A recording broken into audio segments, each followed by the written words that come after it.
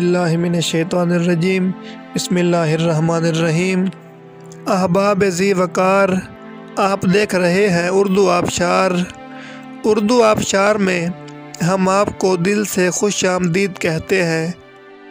नाज़रीन, आज की वीडियो में हम आपको लड़कियों के बहुत ही खूबसूरत इस्लामी नाम बताएंगे और उनके मानी भी आपको बताएंगे।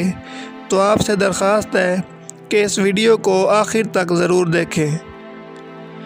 नाम है अरीबा और इसकी ज़ुबान है अरबी, जिसका मानी है मुश्ताक, माहिरा, मुहारत रखने वाली, अक्लमंद।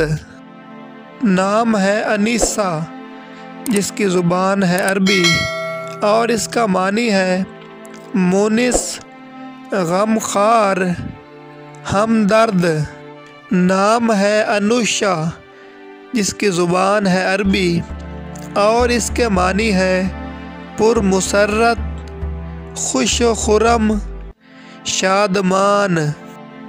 नाम है एमन, जिसकी ज़ुबान है अरबी और इसके मानी है निडर, बेखौफ, मुबारक, सीधे हाथ, दाएं हाथ।